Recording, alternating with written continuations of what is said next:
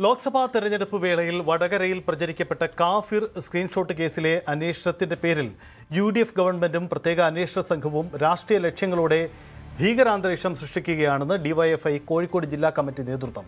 വടകരയിലെ ഇലക്ഷന്റെ ഭാഗമായി രൂപീകരിച്ച വടകര സ്ക്വാഡ് എന്ന ഗ്രൂപ്പിലെ മെമ്പർമാരെ ദിവസേന വിളിച്ച് ഭീഷണിപ്പെടുത്തിയും കുറ്റം സമ്മതിച്ചാൽ വിടാമെന്ന് പറഞ്ഞ് സമ്മർദ്ദം ചെലുത്തുകയുമാണ് പോലീസ് ചെയ്യുന്നത്.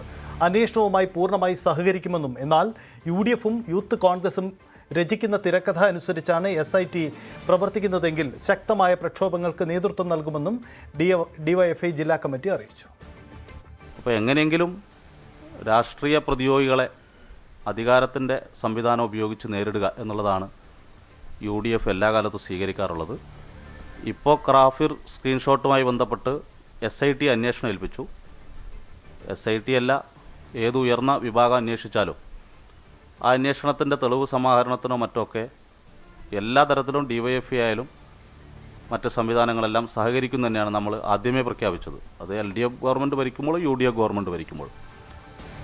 പക്ഷേ ഇപ്പോൾ കഴിഞ്ഞ കുറച്ച് ദിവസങ്ങളായി DYFIയുടെ അവിടെയുള്ള വാട്സപ്പ് ഗ്രൂപ്പിൽ ഇത് വന്നു എന്ന് പറഞ്ഞുകൊണ്ട് അവിടുത്തെ വടകര സ്ക്വാഡ് എന്നൊക്കെ പറഞ്ഞാൽ എന്തോ ഒരു ഭീകരമായൊരു സംവിധാനമായിട്ടാണ് ഇപ്പോൾ പലരും ചിത്രീകരിക്കുന്നത്. അതെന്തോ ഒരു പൂർണ്ണമായും തെറ്റായൊരു സംവിധാനമാണ് എന്നുള്ള നിലയിലൊക്കെയാണ്. എൻ്റെ പേരൊക്കെ വരുമ്പോൾ അങ്ങനെയൊക്കെ ചിലപ്പോൾ തോന്നും. വടകര സ്ക്വാഡ് എന്നുള്ള ഇലക്ഷൻ സമയത്ത് DYFIയും പൊതുപ്രസ്ഥാനത്തിൻ്റെയും പ്രധാനപ്പെട്ട സഖാക്കളൊക്കെ ഉൾപ്പെടുന്നൊരു ഗ്രൂപ്പാണത്. ആ ഗ്രൂപ്പിനകത്താണ് ഇപ്പോൾ ഉള്ള എല്ലാവരെയും വിളിപ്പിക്കുകയാണ്. അവരെ അഡ്മിന്മാരെയും അതുമായി ബന്ധപ്പെട്ടവരെല്ലാം വിളിപ്പിക്കുകയാണ്.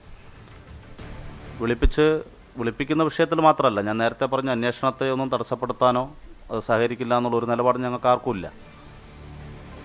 പക്ഷേ ഈ വിളിപ്പിക്കുന്നവരുടെ വിവരങ്ങളെല്ലാം വളരെ കൃത്യതയോടെ മാധ്യമങ്ങൾക്ക് ചോർത്തി നൽകുകയാണ്.